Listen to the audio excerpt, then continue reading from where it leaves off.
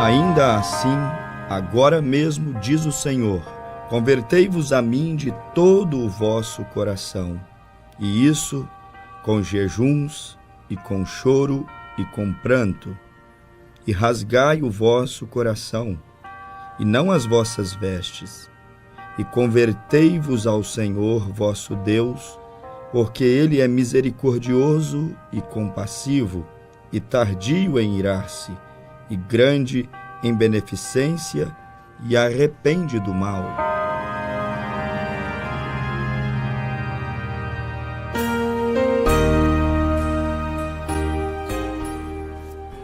A verdadeira conversão. Este, meus amados ouvintes, é o nosso assunto nesse programa de hoje, com um propósito, um desejo ardente em nosso coração, que Deus possa falar no coração de alguém e quem saiba chamá-lo ao seu evangelho, tocar a sua alma para que verdadeiramente essa palavra de Joel, capítulo 2, verso 12 e 13, venha de fato se cumprir na vida de mais alguém. Como disse o profeta Joel, ainda assim, agora mesmo diz o Senhor, convertei-vos a mim de todo o vosso coração. E no versículo 13, ele dá esse destaque, rasgai o vosso coração e não as vossas vestes. Convertei-vos ao Senhor vosso Deus, porque Ele é misericordioso, compassivo e tardio em irar-se, e grande em beneficência, e se arrepende do mal. Esse é o convite de Deus para todos os homens. A Bíblia diz que Deus não tem prazer na morte do ímpio. Deus não tem contentamento. Não é desejo de Deus que nenhum ser humano venha a se perder. Por isso que Jeremias disse que Deus envia os seus mensageiros madrugando, levantando cedo, saindo aos montes, aos valados, como diz a Bíblia também nos evangelhos, a convidar aqueles que hão de crer no evangelho. O próprio Jesus, a Bíblia disse que ele veio buscar e salvar o que se havia perdido. Então é intuito, desejo, vontade de Deus buscar, salvar, reconciliar o homem caído com Deus para que não vá à perdição. Mas para isso é necessário dar ouvidos.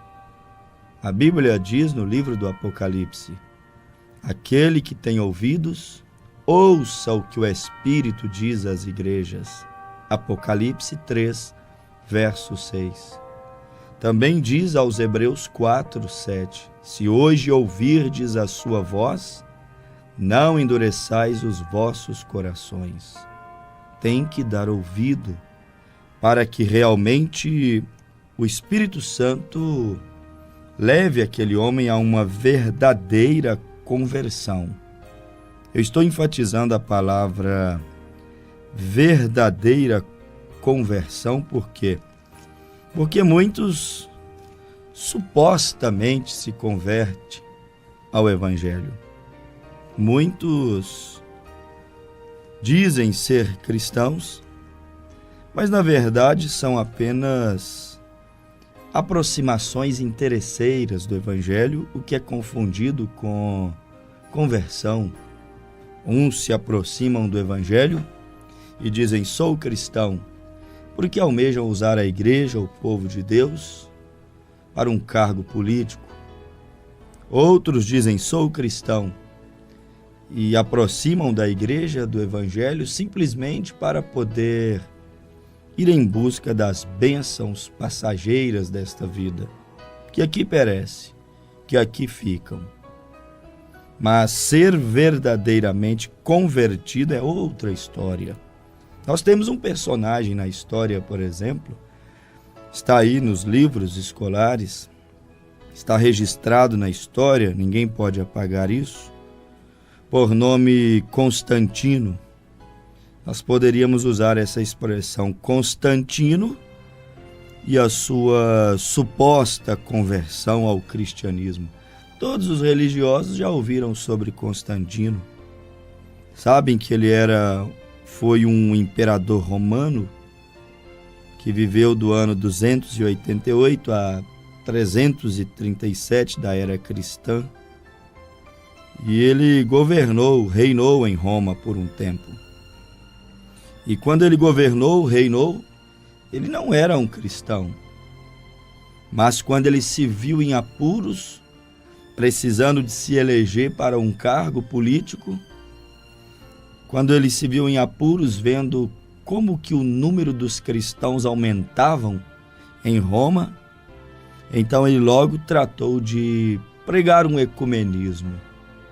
Ele logo tratou de unir cristãos com pagãos e assim então oficializar como religião oficial do governo a religião cristã do Império Romano. E ali ele diz que converteu. Mas eu chamo de apenas uma suposta conversão, não uma verdadeira conversão. Suposta conversão, eu digo, porque sua aproximação do cristianismo não foi pura. Muito embora ele saiu como um herói, ele saiu como o salvador da pátria, aquele que amenizou, abrandou a perseguição aos cristãos. Então ele fez nome com muitos cristãos porque amenizou os flagelos, as torturas, o sofrimento. Ele fez nome com os cristãos. Por quê? Porque o símbolo do cristianismo é a cruz. A cruz não é símbolo do paganismo. A cruz é símbolo do cristianismo. Porque naquela cruz o nosso Salvador morreu, derramou sangue.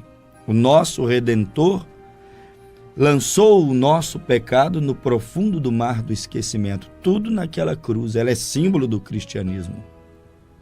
O autor do cristianismo foi dependurado em uma cruz.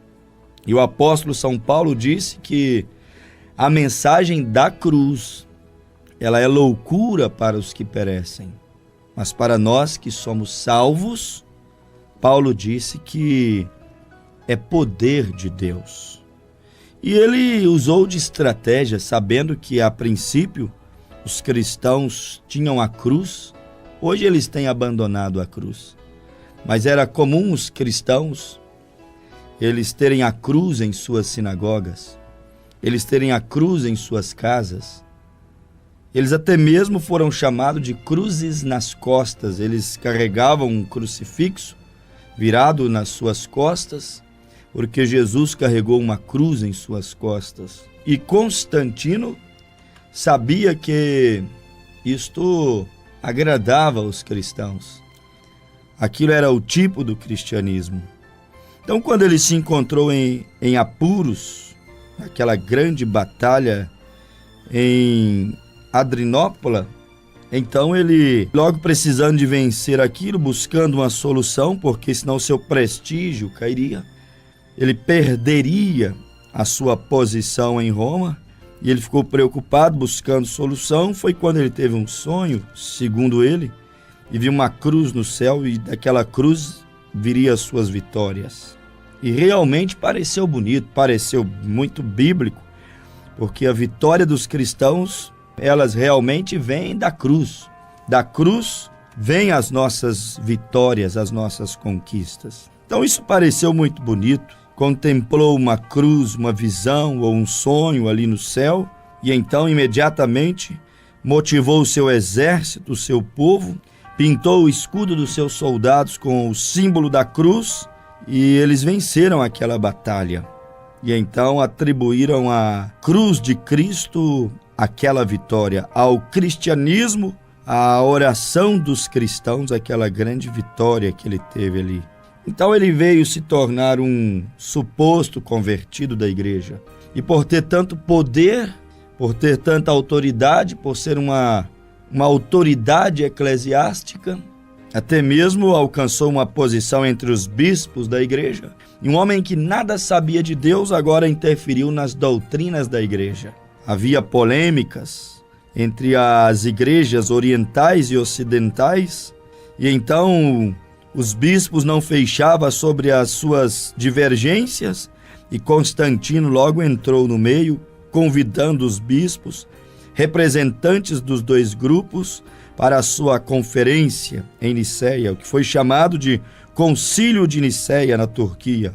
E ali no Concílio de Niceia, Constantino então definiu algumas crenças básicas para a igreja cristã, mas que na verdade eram apenas pinturas do paganismo.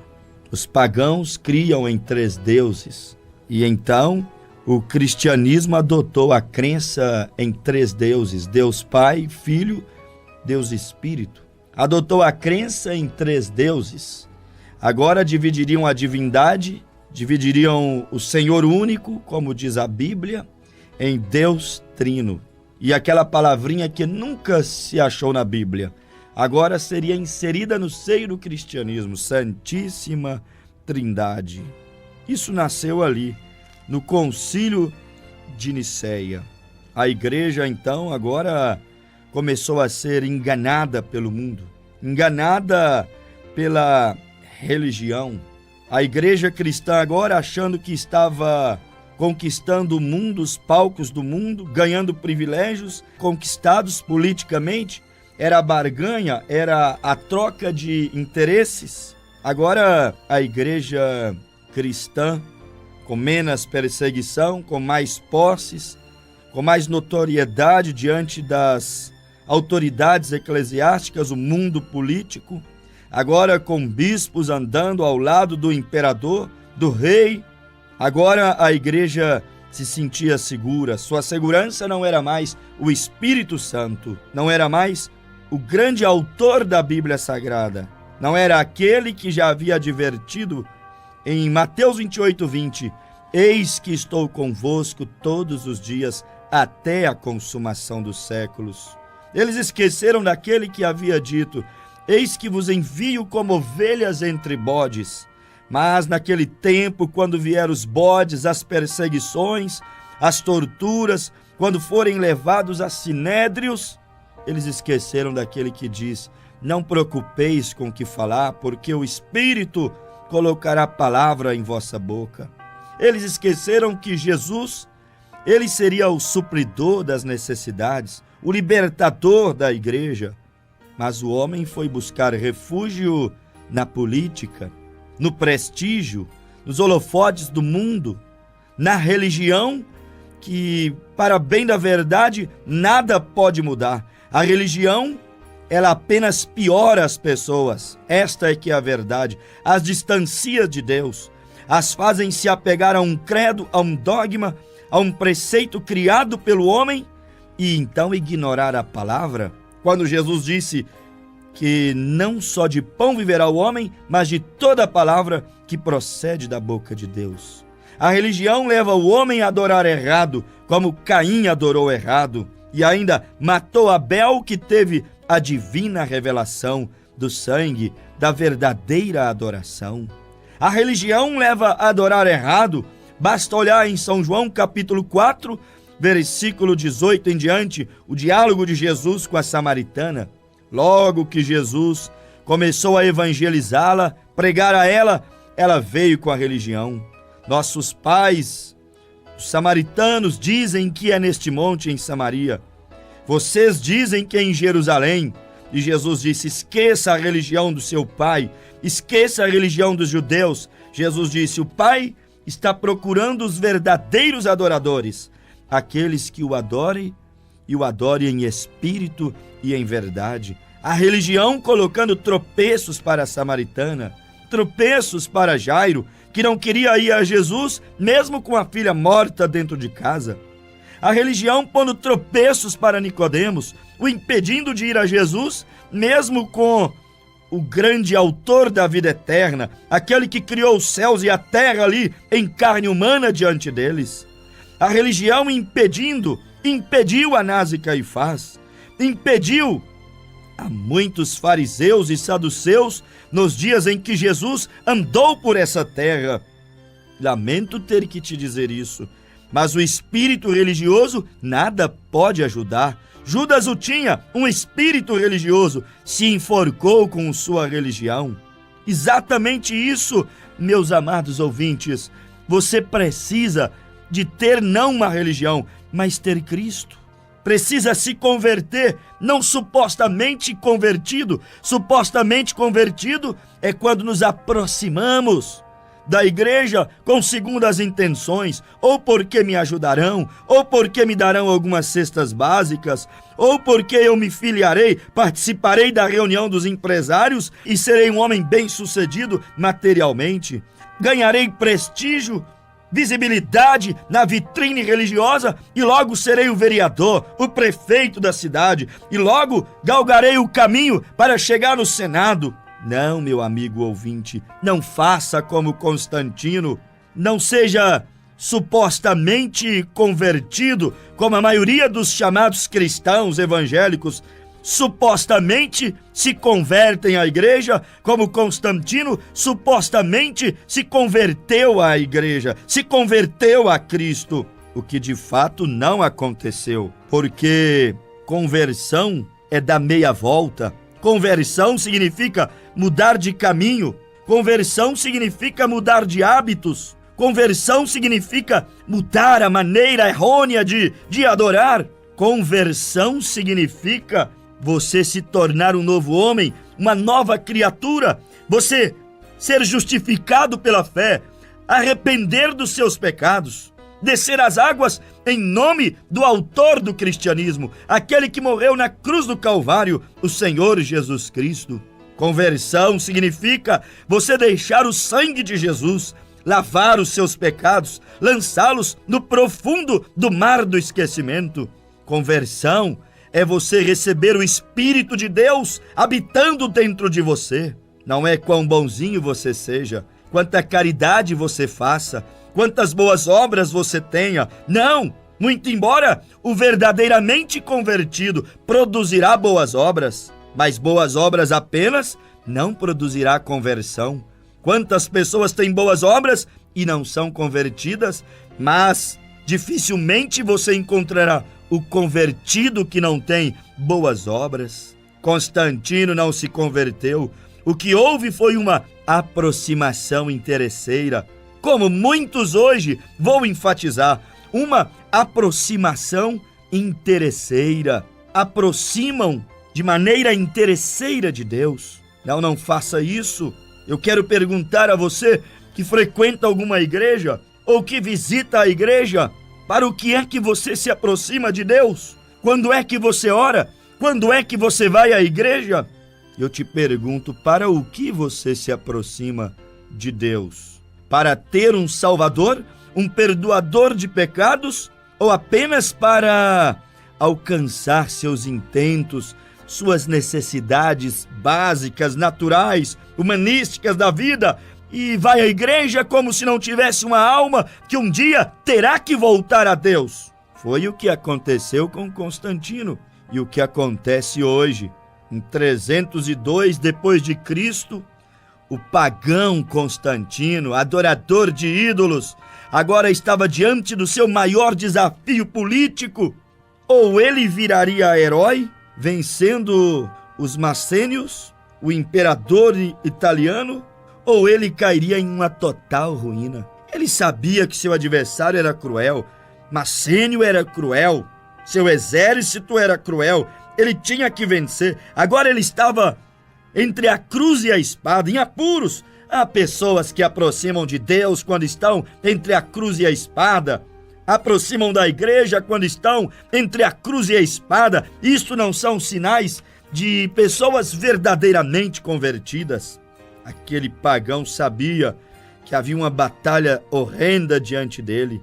E aquele pagão Constantino que atribuía antes as suas vitórias aos deuses pagãos que agora parece que estavam falhando com ele. Saiba disso, os deuses pagãos falham. O Deus de prata, de ouro, de mármore, de pau, de pedra, como diz Isaías, eles falham, mas Jesus não falha. Os homens falharão, tudo aqui pode falhar, mas Jesus não pode falhar.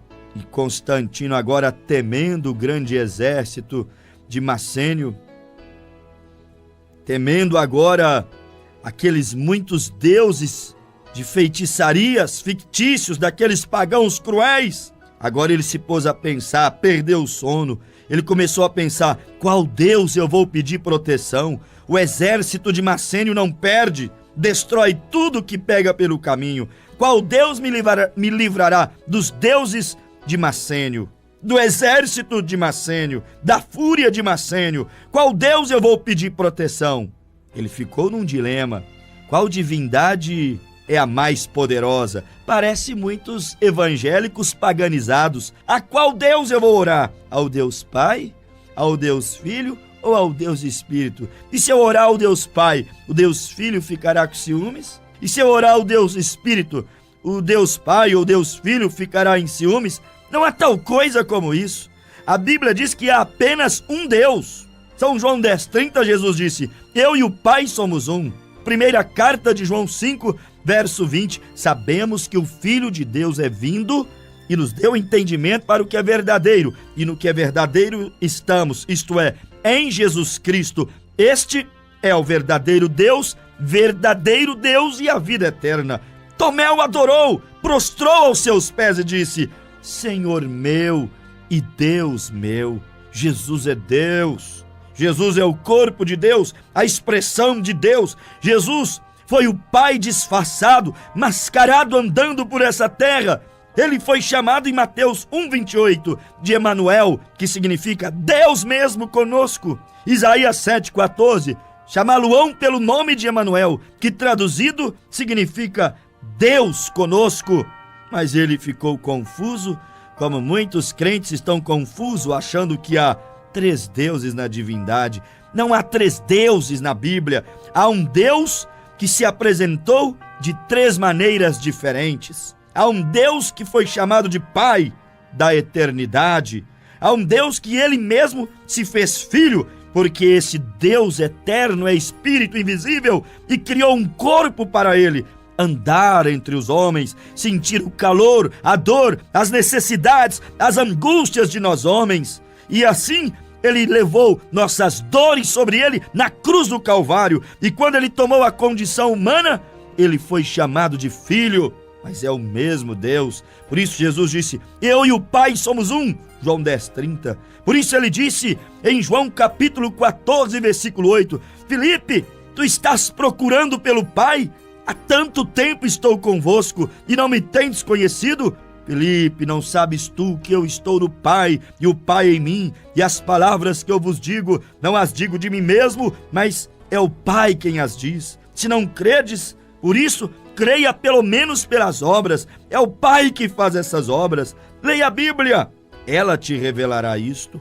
Este enigma será facilmente decifrado se você a ler e falar: Espírito Santo, revele-me a sua palavra, porque Espírito Santo é a forma como Jesus hoje cuida da igreja. É o mesmo Deus, mas hoje com eles ali comendo peixe, bebendo mel, conosco aqui hoje, habitando em nosso coração. Lá estava com eles, aqui está conosco, habitando em nós. Por isso que em João 14, Jesus mesmo disse: um pouquinho de tempo, o mundo não me verá mais, mas vós, minha igreja, meus discípulos, me vereis, porque eu vivo e vós também vivereis.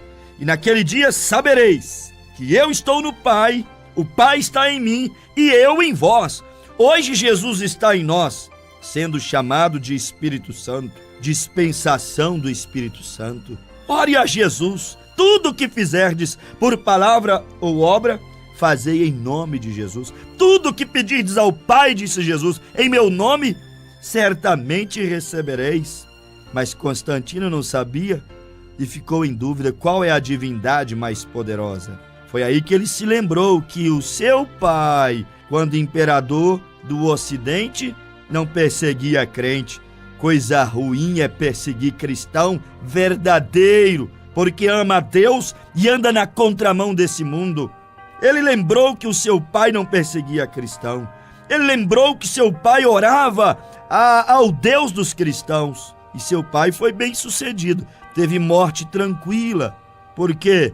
Porque ele realmente respeitava o Deus dos cristãos. Mas Constantino resolveu aproximar do Deus dos cristãos com segundas intenções. Enquanto os inimigos dos cristãos constantemente eram visitados pelos juízos, pelas pragas catastróficas ali, então Constantino, ele logo pensou, é melhor eu orar ao Deus dos cristãos, essa divindade é mais forte. Todos os imperadores que perseguiram, torturaram, exalaram ódio contra os cristãos, todos estes perseguidores do cristianismo, todos eles sem exceção, Constantino percebeu como que eles terminavam mal, como que a vida deles era vida cruel.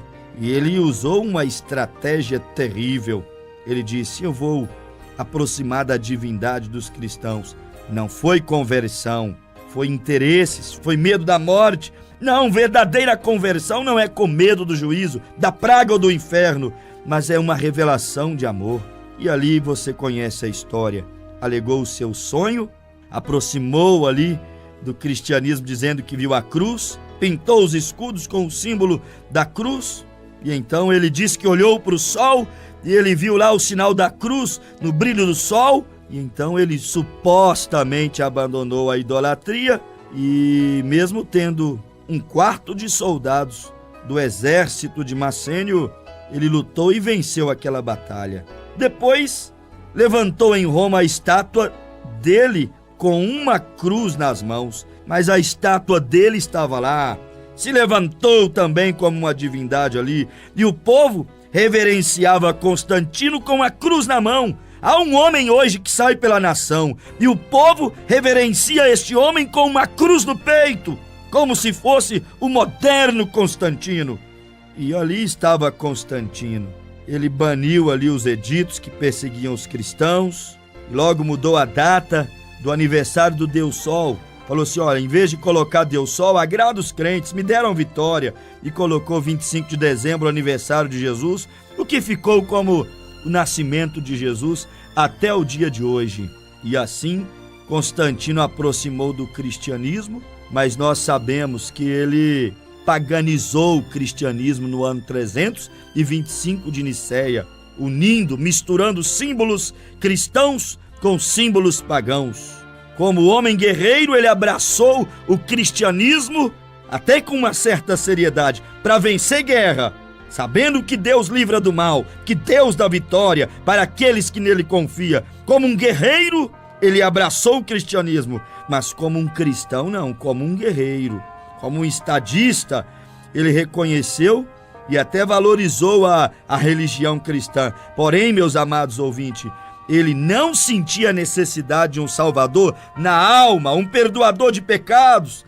Ele simplesmente, como estadista, abraçou o cristianismo, a religião cristã. Como um guerreiro, abraçou o símbolo vitorioso do cristianismo, mas nunca sentiu necessidade de um salvador, de um perdoador de pecados. Não sabe o que era derramar lágrimas, não soube o que era descer às águas e ser sepultado em nome de Jesus Cristo.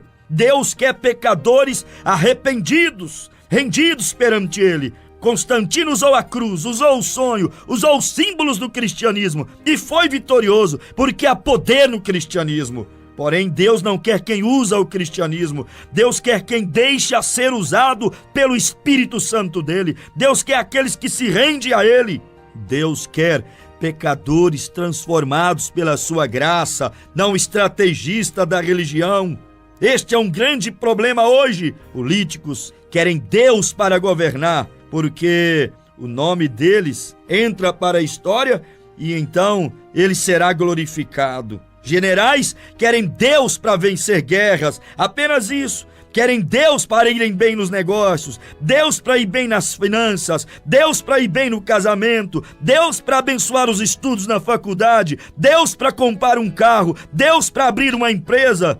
Mas quantos nesse programa de hoje querem Deus como o salvador pessoal da sua alma, arrependendo dos seus pecados e aceitando a Jesus como um salvador, como um perdoador de pecados, como um carregador de fardos? É isso que Jesus quer carregar os seus fardos, quer conduzir a sua vida. Ele quer que você reconheça que você precisa dele como o seu único e suficiente Salvador. Que Deus te abençoe e toque o teu coração, em nome de Jesus. Amém.